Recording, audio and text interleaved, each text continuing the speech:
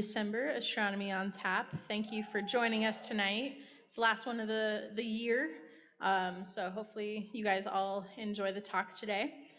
So before we get started, just some reminders. We do have a tip war going on, and it is what would make a better Christmas present, a telescope or a sword made out of space rocks. So pick your best present right there. If you have not, we do have raffle tickets, and those are at the door. So make sure you guys go grab a raffle ticket. We have some cool prizes to win. And with that, I will go ahead and introduce our first speaker. Johann Frank grew up in Argentina. He got his physics degree from the University of Buenos Aires and his PhD in astrophysics from the University of Cambridge, England. He has been at LSU for over 30 years doing research in binary stars and teaching physics and astronomy. His hobbies include cooking, wine, music, and dancing, and he's a member of the Crew of Glow in the South Downs Mardi Gras Parade. So give it up for Dr. Frank.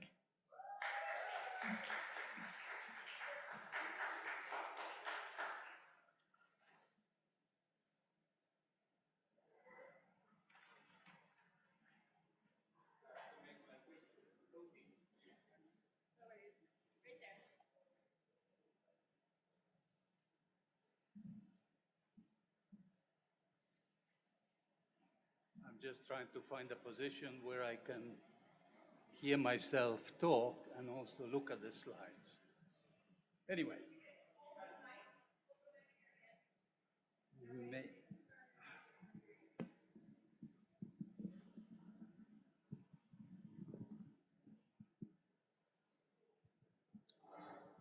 Oh, that's freedom.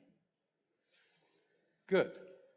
All right, so the plan of the talk for today is I just want to tell you a few things about stars that in the course of their lives as binary stars, that is, two stars that are orbiting one another under the influence of mutual gravity, they either come close as a result of emitting gravitational radiation, or the stars themselves evolve and puff up to the point where they begin to transfer mass from one to the other, and they become strongly interacting, and in appropriate conditions, they come together faster and faster, dancing around, twirling faster and faster until they merge.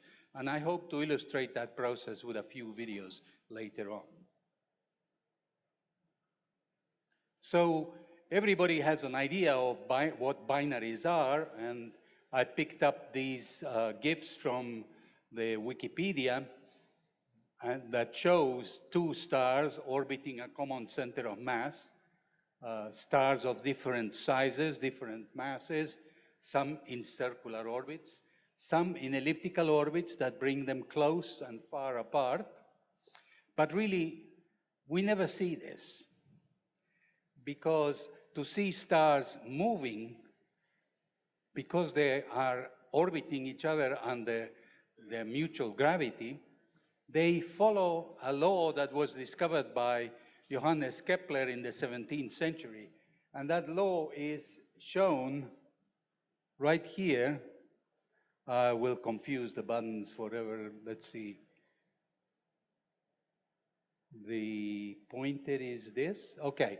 So, and that law found by Kepler that was originally just valid for the solar system stated that the period of a planet expressed in years and squared would be proportional to the mean distance of that planet from the sun divided by the total mass of the system star planet. And in the case of the Earth, that equation is very simple, because the period is 1 year, the separation expressed in the so-called astronomical units, which are simply the mean distance between the Earth and the sun. So P squared, P is 1, so 1 squared is 1, A is 1, so 1 cubed is 1, and the mass is the mass of the sun plus the mass of the Earth. Well, the Earth weighs clearly practically nothing compared to the sun. So all the terms in this equation are 1. But if you want to see things that are moving, you need short periods. And the problem with that is that to get short periods, you have to make the separation small. When you make the separation small, you can't separate them even in the best telescopes that we have. So on the other extreme of very widely separated binaries, the problem is that, well, we can see the two components, but the periods are very long, typically decades or hundreds of years, and so you never see them moving. You have to follow them over periods of decades or centuries to really just cover a fraction of the orbit. And we'll have something more to say about these long period binaries. So it turns out that many stars, a significant percentage of stars are in binary stars or are multiple. And the fraction of multiple or binary stars increases rapidly with mass to the point that massive stars that have masses about 10 times the mass of the sun, about 80% of them are binary or multiple. So the red dots here, in fact, show you the average number of stars, companions that a given star has of this mass. And so you can see that when you go even above 10 solar masses of stars, they have more than one companion. There are, in fact, multiple stars, sometimes triple, sometimes quadruple. The limit, I believe, is around 7 stars in different pairs that orbit one another in complex dynamics. So we are interested in those stars that are close enough to interact strongly enough that they will end up in this final dance of death, spiraling into each other and merging to form a single star. But let me first give you an idea of the extremes in which we find such binaries.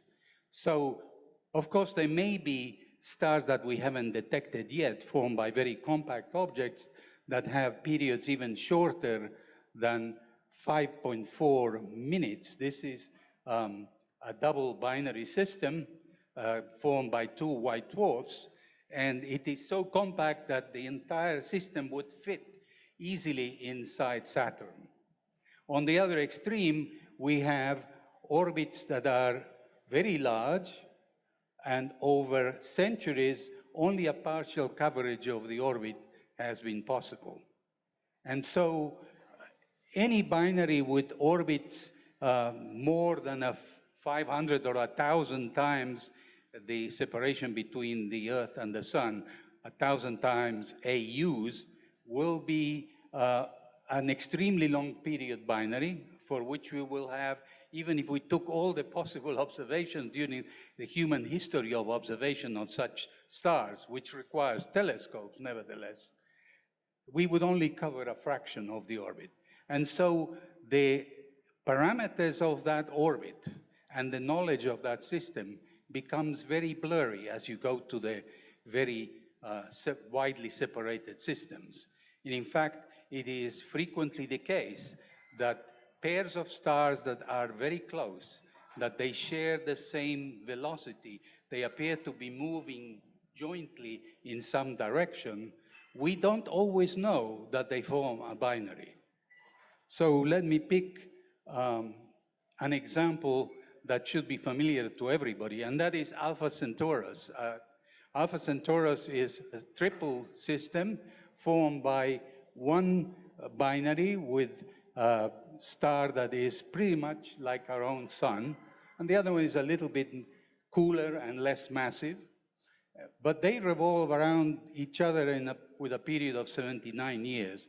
And much further out is the third component, Alpha Centauri C, that is better known as Proxima Centauri, because that is the star that happens to be closest to us. Although that was discovered in 1915, only very recently, in 2017, the measurements of radial velocities and motions of the stars became accurate enough to be certain that this triple system actually was a bound system, that Proxima Centauri was actually a member of this triple system. And it turns out that there are other stars that share the motion of the system of Alpha Centauri. In fact, it includes something like 6 single stars, 2 binaries, and another triple star that move with velocities very close to the velocities that the Alpha Centauri system has. So one problem that astrophysicists have faced is explaining how do these very wide binaries form. In fact, in the most extreme cases, we have pairs that are suspected of being binaries with separations approaching half a light year. Well, that separation is way too big for those stars to have formed and be bound in that separation.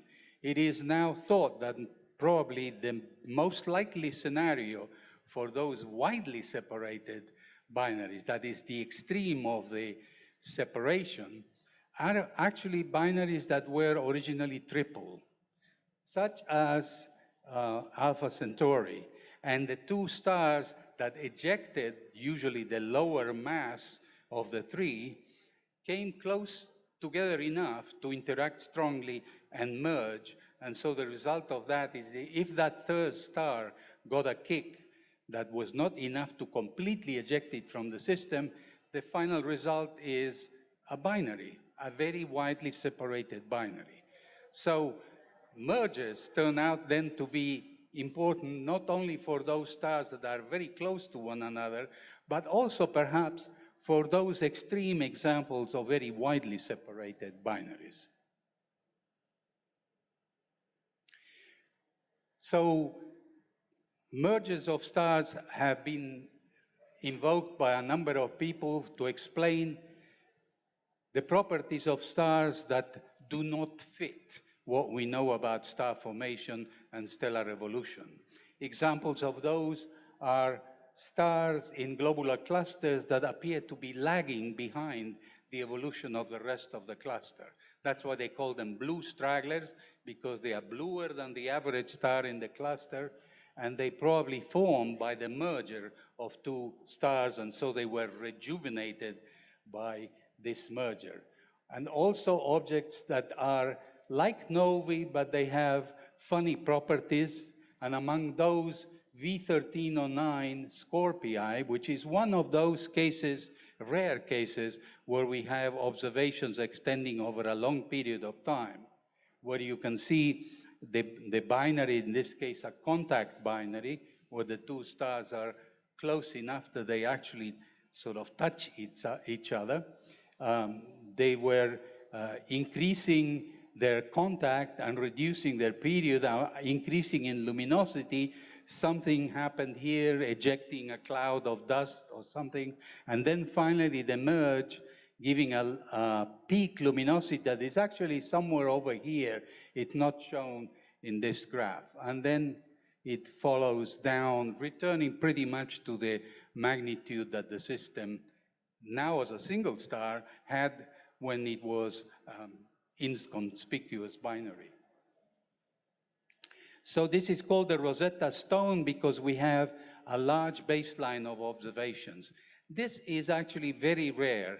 It is hoped that with the advent of the LSST or the Vera Rubin Observatory, the rate of discovery of such merging systems will increase, and that will then give us better observational constraints on these merging systems. I mention other things here because our group at LSU, and some members of the group are here present tonight, we have investigated. We are in the process of taking another look at V1309, but we have done quite a bit of work on our corona borealis stars, which are stars that have peculiar abundances of isotopes of oxygen that are not the most common, oxygen 18, for example. And we also have written a paper describing the origin of the relatively fast rotation of the red supergiant Betelgeuse in Orion, which has the apparently quote-unquote modest equatorial speed of about 5 kilometers per second. But for a star of that size, that is extremely rare. You would expect them to rotate at no more than a fraction of a kilometer per second. And then I already mentioned this case of the extremely long period binaries where also mergers may be involved. So I have a few examples of the kind of simulations using numerical fluid simulations that we've done in our group at LSU. This is from the paper on how Betelgeuse got its spin. We started with a binary that formed with a star of 16 solar masses, somewhat evolved off the main sequence already, so a little bit puffed up, and a companion just like the sun, 1 solar mass. And what happens is that the smaller mass star is absorbed into the giant, is tidally disrupted, but that rotation of the orbit, the amount of rotation that the orbit carries, then contributes to spinning up the star. And that can explain how now the merged object, which originally was a binary, has the rate of rotation that we observe. So the rest of it are examples of some of the simulations of a double white dwarf binary, those that kind of fit inside a gaseous planet in our solar system. And this is all the 3 simulations that follow are different views of a white dwarf binary where one of the components has only 70% of the mass of the most massive of the 2.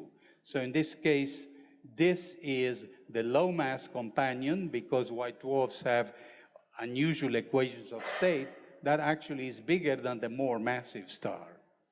And this simulation shows a slice through the equatorial plane of this binary going through the centers of both stars. And so you're going to be seeing the motion of the binary and the velocities that are generated in the interaction. And I believe I have to find somewhere here, how do I activate the movie? Click it again.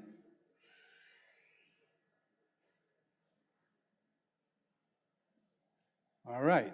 So what is happening here is that this would be normally going around the 2 orbits. The orbits would be, the 2 stars will be going around one another in about 2 minutes. That's the orbital period of these compact binaries.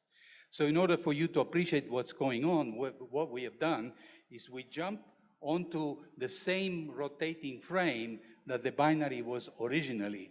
And so initially the binary appears to be at rest, but as the 2 components approach each other, the orbital period is decreasing, the stars are speeding up, and so even in this frame that is already co-rotating with the initial period of the binary, you see the binary is advancing, is moving, but of course in the inertial frame, in the lab frame of free space, you would see them going around each other much faster than we see in the movie. And this shows that a system of velocities is developed. Most of the material is transferred from the less massive star to the more massive star, which then grows in mass. And eventually it is disrupted by the tidal effects. And it all wraps up, ending up in a single object like this. And that is what would be then the progenitor of an arc or Bohr star with unusual properties in the abundances caused by partial helium burning. Now we're going to take a look at that same binary, but instead of slicing through the equator, I'm going to stand outside and watch it as it evolves. I guess good. So that's the initial state. The colors here represent different densities. Of course, you wouldn't see through the layers of the star, but to make it obvious what's going on, we have made the different layers transparent. In reality, only you would see the outside surface of the star. But this gives you then a view of how the outer layers change more, are distorted more by the gravity of the companion than the inner layers. And this movie would be kind of too long, so I'm going to see if I can speed it up. No, I'll have to be patient, I guess. Um, yes, well, not too far, yes, about there, yes. And what you will see here is also that the lower mass um, companion here will eventually be disrupted by the tidal effects of the more massive, and it will end up wrapping itself around it. And you can see the complexity of the flows. Material sometimes flows all the way around onto back onto the companion, and then it appears to spin backwards here only because, remember, we are moving with our frame, trying to follow the motion of the binary at the rate that it was moving initially. And finally, I have a movie of the same situation, but not focusing on the surface. So we're not able to see in the interior of the star, but we are going to see the motions on the surface of the star. And imagine this, we are in a rotating system. The period of this motion is typically on the order of a couple of minutes. We know that very strong weather systems form on our Earth, where the rotation period is 1 day. So here we are going to see tremendous storm systems where the typical velocity, we're not talking about 200 miles an hour, we're talking about velocities on the order of 1,000 kilometers per second. All right, let's see if I can get it to go.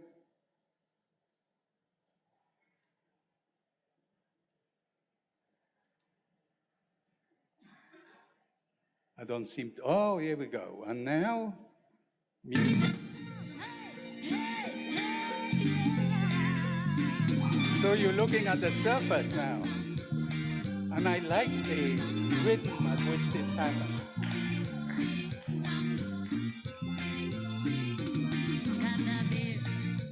I just like Selena.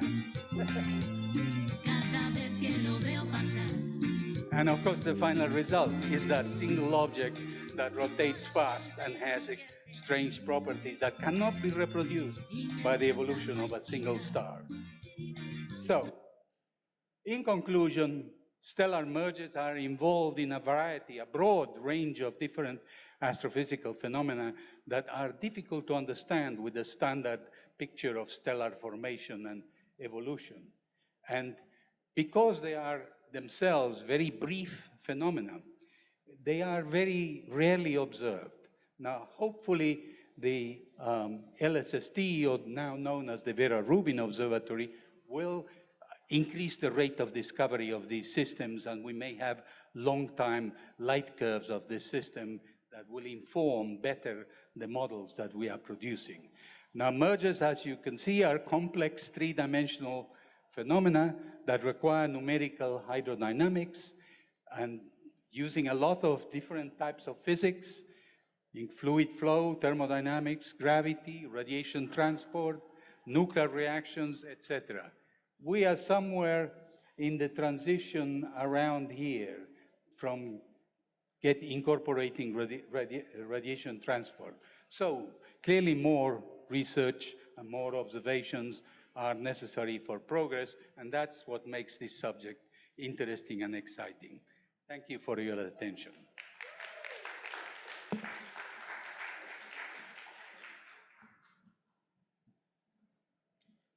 All right, thank you so much. All right, we will open the floor for questions. So if you have questions, just go ahead and raise your hand.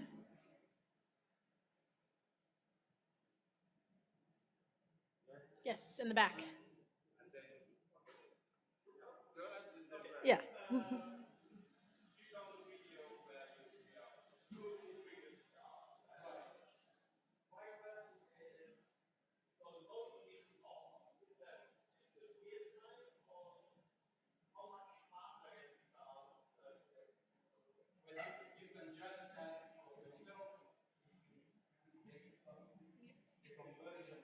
If you can make the conversion in your head, but we're talking about binaries whose orbital period is a couple of minutes. And, but as they evolve, they come closer and that orbital period speeds up. And so what we are seeing is inevitably slower than what you would see in a space sort of inertial frame. Oh, in the just prior to the merger, they reach a turning period on the order of a fraction of a minute. Mhm. Yeah, no, it doesn't go down to that speed. You would need more compact stars. In neutron star mergers, yes, you would have extremely short periods. But in white dwarfs, we get down to a few tens of seconds, that kind of time scale. Brad, you had a question?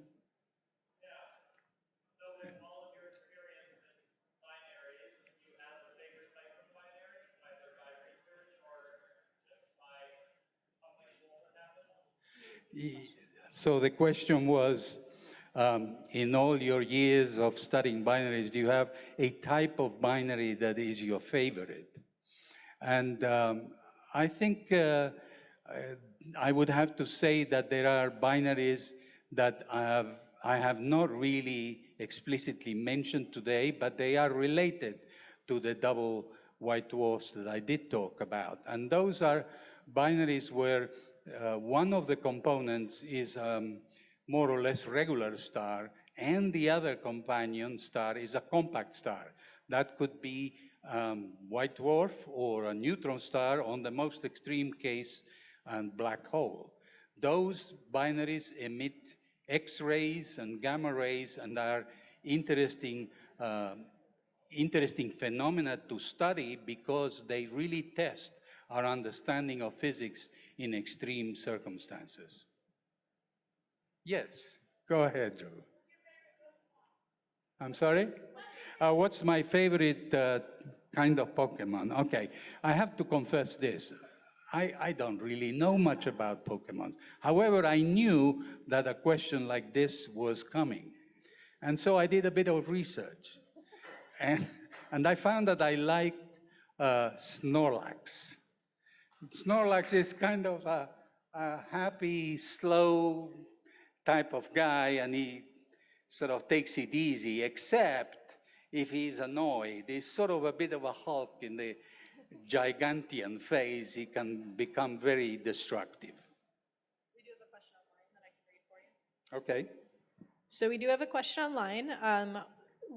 They say that they think you said that a merger of two white dwarfs produces a helium-burning star with storms on it. Can those storms be seen in any wavelength, or neutrinos or gravitational waves? Like, is there a way to detect those storms?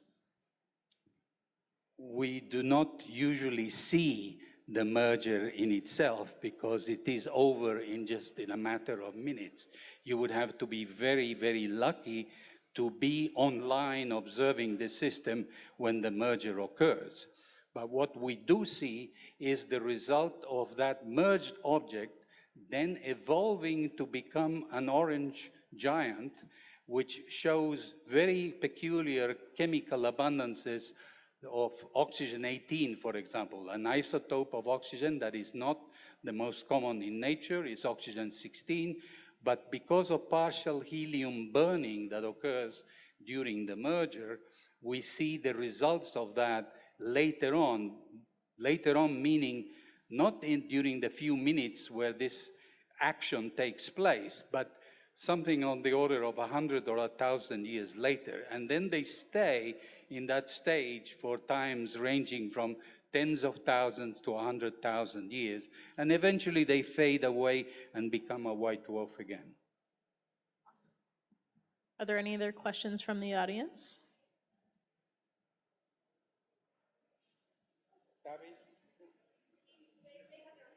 Yes. Oh, I'm sorry, yes. I'm sorry I've been giving my back to you all this time. Just.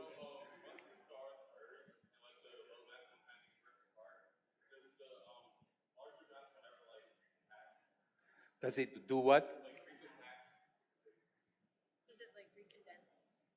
It In the case that we talked about today, the two white dwarfs, it only very briefly forms a relatively compact object, but that object already is bigger than white dwarf.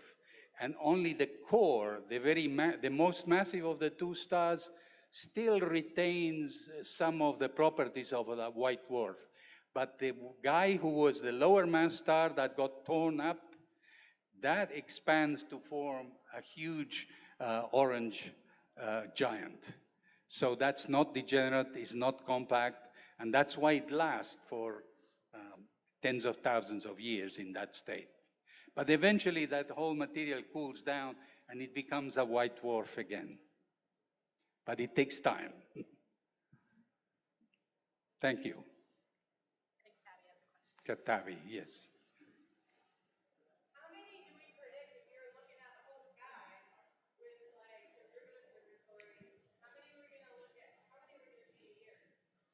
Well, we know already of something like 24 of these relatively short period stars. And the one that I mentioned, the record of 5 minutes, is considered to be probably by the time that LISA goes online, the Laser Space Observatory, that is probably going to be in that range of gravitational waves of low frequency, the brightest object in the galaxy. And with gravitational waves, we will be able to see those objects essentially throughout the galaxy. We can't see them in optical because they just get too faint. Yeah. Question over there?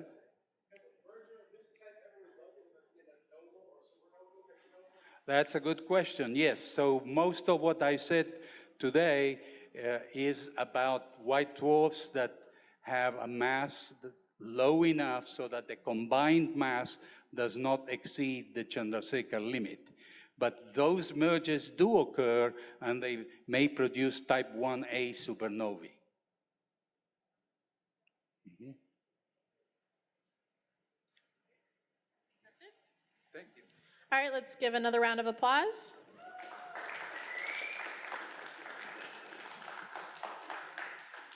All right, so of course we are up to our intermission. So we're gonna do trivia just a little bit different this time. So we are gonna be passing out a trivia card per table. So you guys will work in teams if you're sitting with someone. Please make sure you write someone's name on the trivia card. And if you win, if your table wins, your whole table gets a prize this time around. So we will do our trivia. We have our tip board going around. If you guys are hungry, you're welcome to go get some food from the chimes. And of course, go refill your drinks. And with that, we'll see you in just a little bit.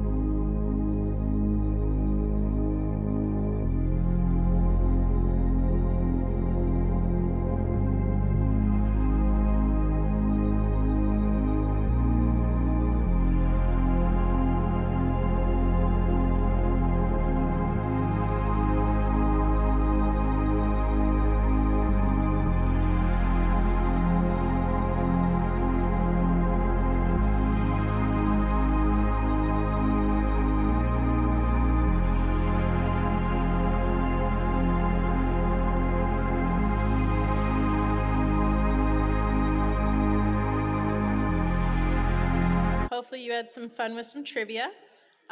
Make sure you bring your trivia card up to the front merch table so we can grade it and pick our winner. And make sure you put your at least one person's name on the trivia card so we can call the winners. We don't want you to get all the questions right and then have no clue who did it. So make sure you send that up. And also, if you have not gotten a raffle ticket, make sure you visit our merch table to come get a raffle ticket as well. And also, quick little sidebar, if you really enjoy AOT and are interested in some more science talks, we do have something called Saturday Science. And this month's is Why Are the Tropics the Global Biodiversity Hotspot? It's by Kyle Harms, and it's December 10th at the East Baton Rouge Public Library, the main library, in the large meeting room at 1 p.m. If you guys are interested in that, you're welcome to come up and ask us some more details. But if you do enjoy AOT, I would definitely recommend going to check those talks out as well. All right, so our next talk is more on theme with December. So we have Jonas giving our next talk. He studied at Heidelberg University. He came to LSU in 2020, a great year to come to LSU. And he works on microlensing and exoplanet science. And so let's give it up for Jonas.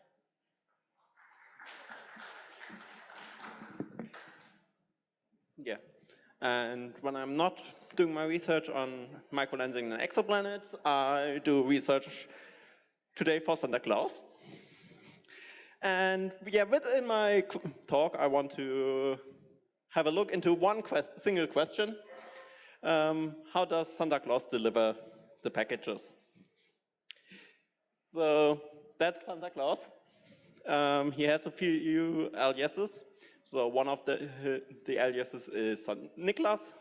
The other one is Christmas Man, Father Christmas, Grandfather Frost, and Chris Kringle.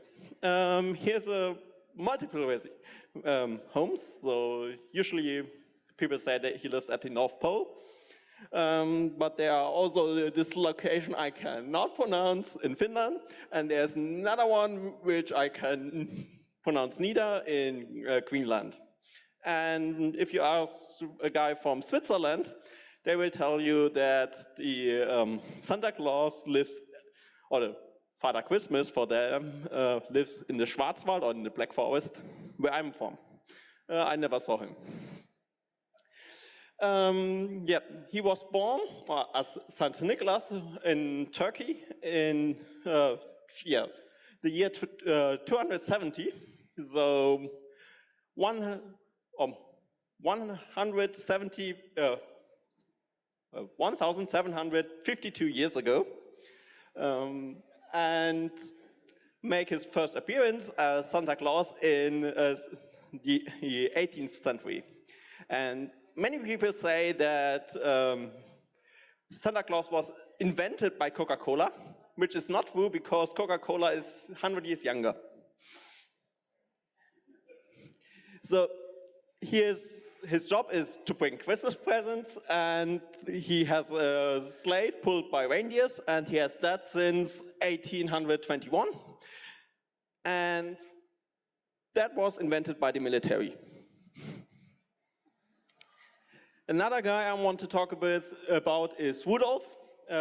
Rudolph is the famous red-nosed reindeer, and of course he is a reindeer, and a special one because he is one of the flying species of reindeers.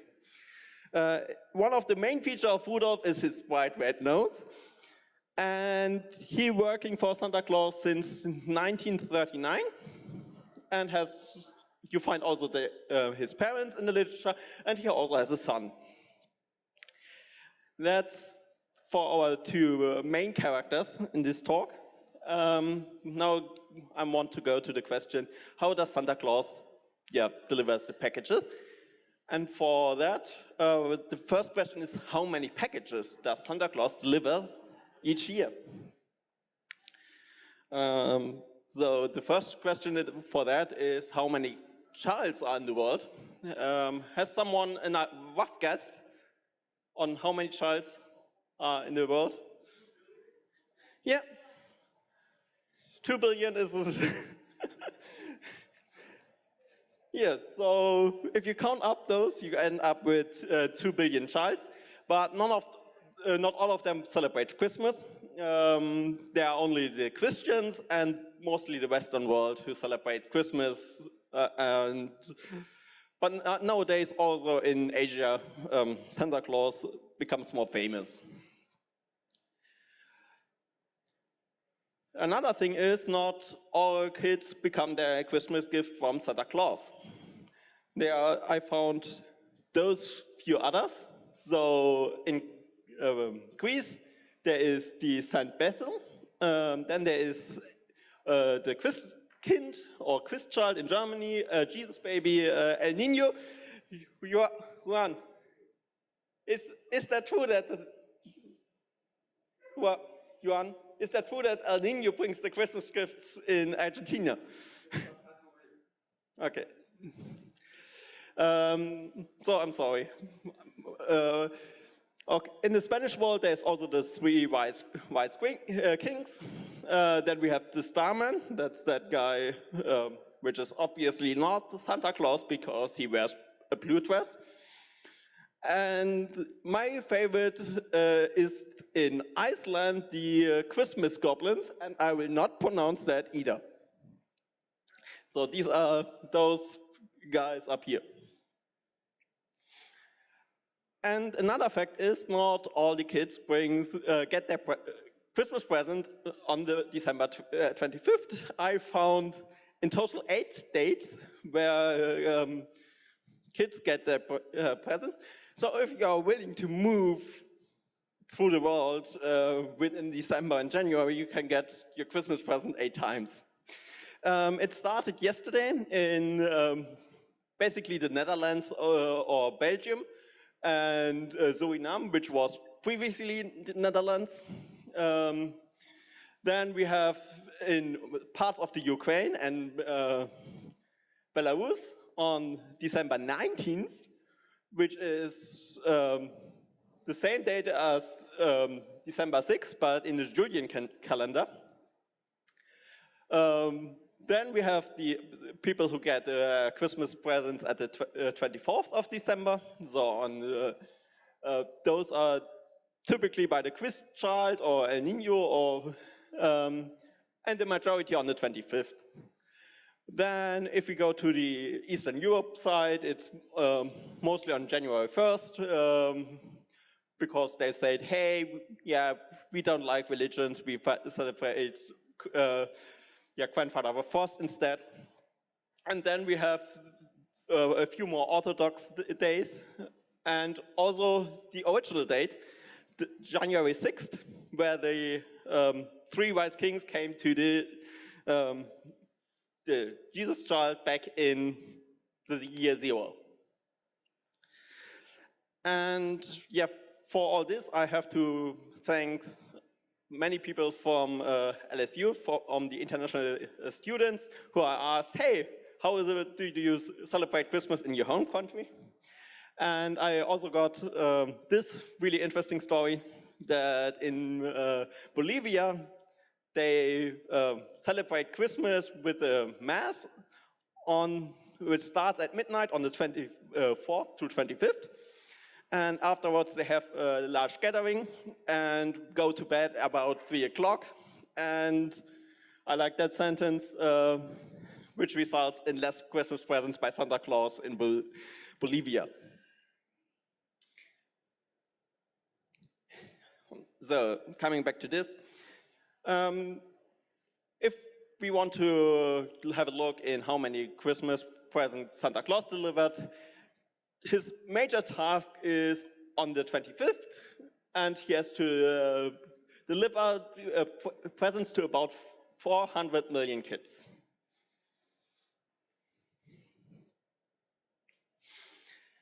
Okay. Basically, this is inspired by a true newspaper article, and since I don't want to read this, I have a small disclaimer. So I only talk about the physics, and I only talk about methods I was imagining, and I don't know if Santa Claus helped or got any way to circumnavigate one of the effects I will present, or maybe he has just a totally different way to present, to bring Christmas presents to you. Starting with the traditional picture. So in the traditional picture, Santa Claus lands with his slide on a roof. He climbs through the chimney, puts the presents in the stockings, climb back, and fly to the next house. I don't know, probably most of you don't have a chimney, and that's basically answered in this XKCD comic. How you can deliver a present without a chimney. But let's assume that every one of us has a chimney and do some math. So there are about, I assume, like 2 kids per household, and Santa Claus has time during the night, but fortunately there are time zones, and so he can extend his night to 36 hours by starting at the sunset on the dateline, and then traveling around until the sun rises again on the other side of the dateline. And if you do that math, you will get 1,500 stops per second. Or other way around, he has 0.6 milliseconds time to climb down the chimney, put in deliver the gifts, eat some cookies because he needs energy, climb back and fly to the next house. And I think all of us has at some point the idea, let's stay awake on Christmas night and see if Santa Claus is really coming. The human eye can see with about 60 frames per second, and we need more than 1,500 frames per second. So maybe we need a high-speed camera, and you can rent one of those for about $1,000 per day. Unfortunately, you need multiple ones, and you need bright conditions, and then you got about 400 million pictures of the night, which looks like that. So most of the pictures looking the same, and have fun with spotting Santa Claus in the picture.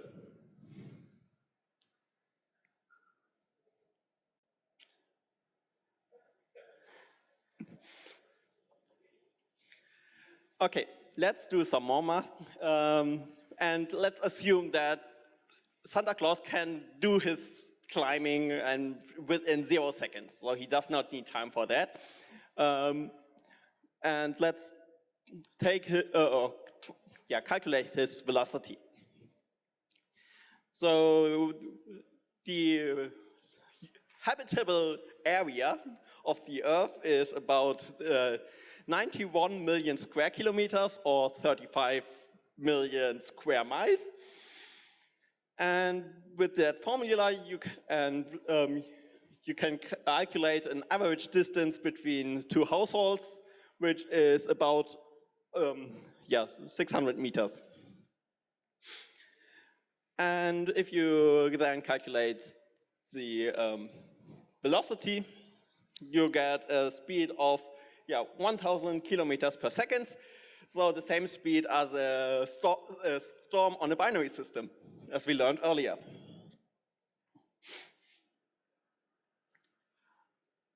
And so Santa Claus is really, really fast. If we compare that to the speed of sound, he is traveling with Mach 300. The fastest airplane the humans ever built reaches a velocity of Mach 3 or 4. So he is much faster than that. So enough math, let's do the aftermath. There's on this Earth something like air, which is unfortunately, it leads to air friction. And there's a formula for that. which is coefficient times the density of the air times your surface times the velocity squared. If you ever wonder why it's more fuel saving if you drive slower, that's the equation.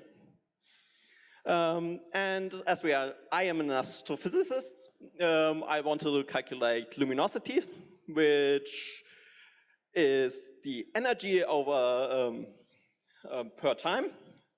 And if we are in an equilibrium state, it's the friction times the velocity cube. Let's put in some numbers. We got the velocity. I assume a surface area of 2 square meters. I know the density of the air. And I have to look up for this Drake coefficient. And I found this 0.03. Unfortunately, not for a reindeer. I found it for a penguin. So we are assuming this picture for now. And if we put in these numbers, we get 42 petawatts. I'm pretty sure that no one of us has an idea what 42 petawatts is. It's 10 to the minus 11 solar luminosities, or it's 1/4. So if we radiated this 42 petawatts over 4 hours, we have the energy consumption of the whole world. Another nice thing is we can calculate temperatures, and there's the Stefan Boltzmann law for that, which is L equals a constant times your radiating surface times the temperature to the 4th power. From literature, we know that the radiating object is the nose of a reindeer, which I guess is about 0.12 square meters. And when I put in those numbers, I got 1.6 million Kelvin. This temperature is too low for hydrogen fusion, but fortunately there's also deuterium fusion. So instead of, we have a little brown dwarf as a nose of this reindeer, which might be the power source for that. And we also can calculate wavelength, and if we do that with this Wien's displacement law, we get 1.7 nanometers. So that's Rudolph. And I hope you all have sunglasses with you or sunscreen, because it's ultraviolet and we don't want to get sunburned, or especially with those energy that will be happening really quickly. Also, from literature, we know that Rudolph's nose is red. So is there any chance that we can give Rudolph a red nose? And one of the first things is that humans tend to cluster in cities. That's a map of Baton Rouge. And we have 2 million kids who get their Christmas presents. And if we mark that area, we have to put all the kids into an area with a distance of 5.6 kilometers, which is this square. And within this room, which I roughly calculated, there are about 9,500 kids. So I'm really glad that we are not that many today. So yeah, if the humanity if the humans are clustered that dense, we can have a red nose. Unfortunately, it's not. Another option is that we have a reindeer who can store a lot of energy and then radiates the energy over the whole year. That will solve our energy problems because for renewable energy, the most trickiest question is to store the energy for times when without sunlight and also a more efficient option to remove energy would be to give the heat to the oceans, and if we do that, it would heat up all the oceans in the world by 0.8 Kelvin, which is about and a half Fahrenheit or so, when I do the math correctly. Maybe that's the reason for climate change. We already talked about velocities, and we calculated that the velocity is 1040 kilometers per second, and the escape velocity on Earth is only 11 kilometers per second. So without any braking, Santa Claus would directly fly into outer space, and not with outer space, I mean really outer space, because it's even much faster than the escape velocity of the sun, of the solar system at the position of the Earth. But in this case, fortunately, it has to stop every 0.6 milliseconds, which would lead to a force acting on him of a few million newtons. But we already discovered that Santa Claus only throws the gifts into the chimney and they magically land in the stockings. Why can't we go do that from outer space? So when we assume that Santa Claus sends the gift to everyone in his field of view, we can calculate how much area of the world he sees at any given time. And that's this simple formula. And we can also calculate the number of orbits he needs to do in order to cover then the whole world. And if you want to calculate how far you can see if you're standing at the beach, it's exactly this formula. So if you plug in like 2 meters, you get a distance of 5 kilometers, which is how far you can see at the beach.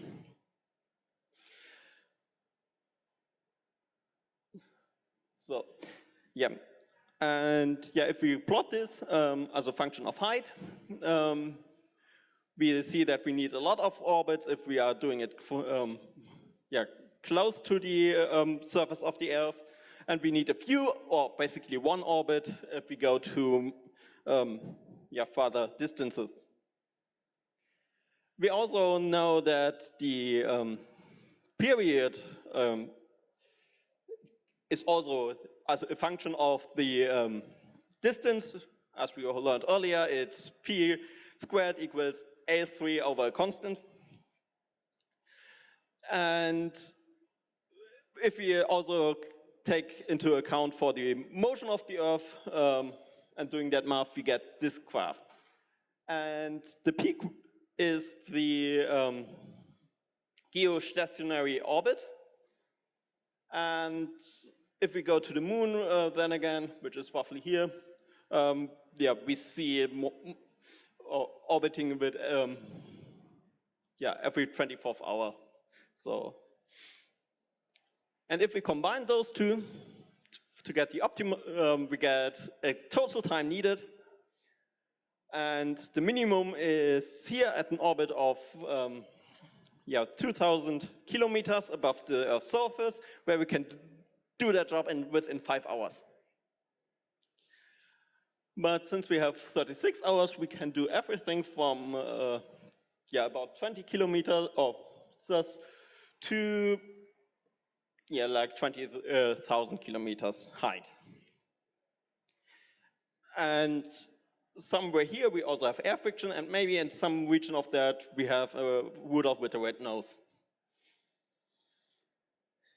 So the final question, or point is that Santa Claus still needs to deliver a present every 0.6 milliseconds or 1,500 packages per second.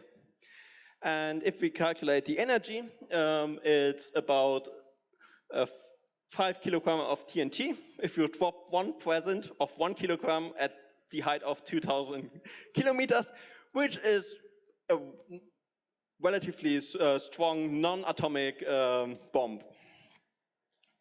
And if we throw all the packages, it's about 3 petajoule or 1 terawatt hour. And that's roughly 100 times the little boy atomic bomb. It's 3.3 grams of pure matter in forms of energy, or 1/10 of the eruption of the Mount St. Helens. But fortunately, we have an atmosphere which stunts that, and instead of Christmas presents, we get a nice firework. And that brings me to the end. And the last thing is, I wish you all a Merry Christmas.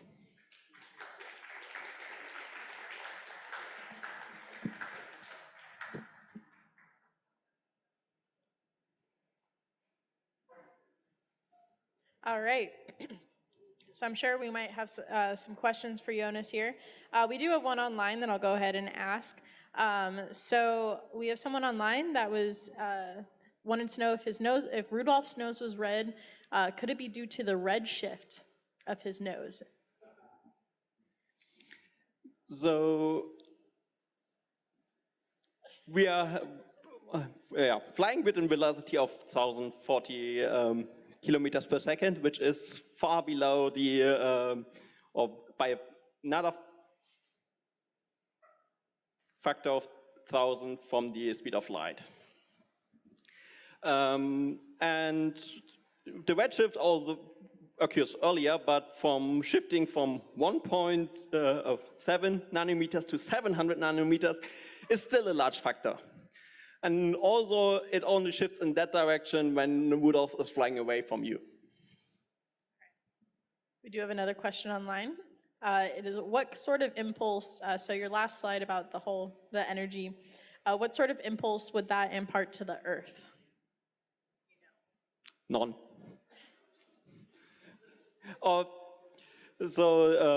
Each of these is only a kilogram.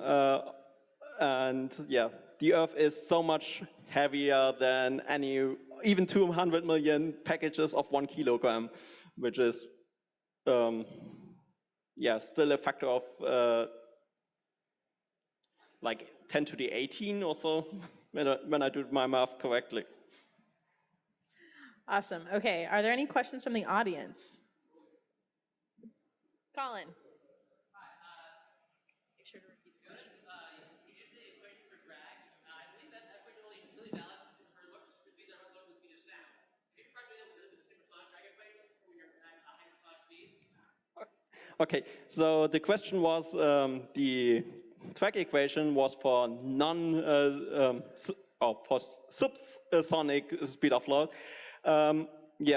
I didn't have a look into what side effects appears when due to the sound barrier.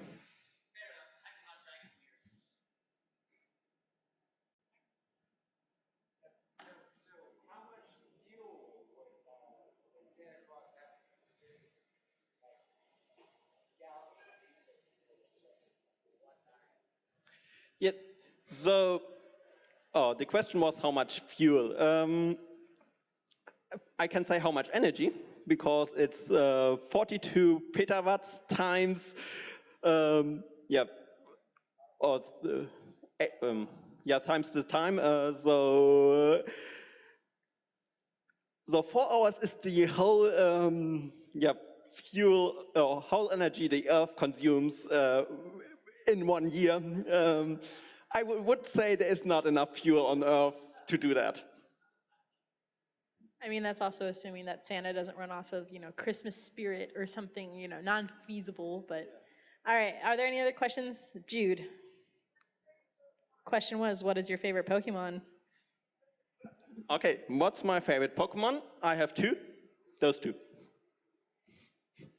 So that's Santa and that's Delibird. And I think that's the most Christmas type Pokemon exist. All right. Are there any more questions from the audience? Yes.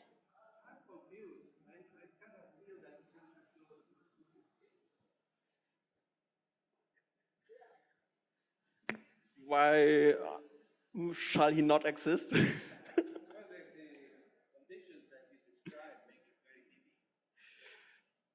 Oh, yeah, with the um, the spirit or with the physics we know and my assume method, it's hard. Um, we don't know how Rudolph really is. Also, there are some theories that yeah, Santa Claus can be described by a quantum object, so he can be at multiple points at the same time. Maybe that's the way. All right. Are there any more questions? Cassidy. The question was, how does Santa survive? Good question.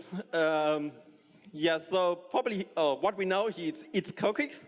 And what we also know is that if you are traveling very, very fast, what he does, due to time dilation, the time you experience becomes shorter. So that might be a reason why he still lives and is 1,750 years old. All right. Any more questions? All right. Let's give it up for Jonas. Still that for me. All right. So next up, we are going to go ahead and go over our trivia.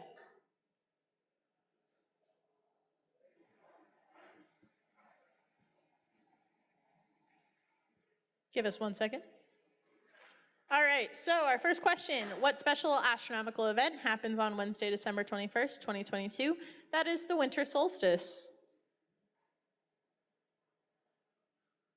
In the near-ish future, the bright star Betelgeuse will go supernova. When it does, what will happen? The answer was B. It will be visible during the day. What planet is being shown in this picture? That is Neptune. Which rocky planet has never had a space probe land on it? That is Mercury. That's a good one too. Jude did say Earth. What is the name of the object pictured here? It is the Christmas tree cluster, so keeping with the theme of the holidays. Tonight, one of the planets is at opposition and will cross the meridian at midnight. Which planet is it? It is Mars. When George Washington was born, America celebrated New Year's Day on March 25th. In what year did we switch over to January 1st as the start of the year? That is C, 1752. When was the last Christmas Day eclipse? That was in 2000. Mauna Loa on Hawaii is currently erupting for the first time in nearly 40 years with active lava flows running down the mountain. What would happen if you were to get very close within a few inches to the lava without actually touching it? The heat of the lava would badly burn you, so don't touch the lava. And during which month is Earth closest to the sun? That is January. So some cool stuff that I didn't actually know in that. And we do have our trivia winner. Let me open up this jar. All right, so this whole table gets to go up and get a prize. You can go see Keela and Kayla in the back. It is Caroline Davis's table. Congratulations. So you guys can go check out that table on your way out.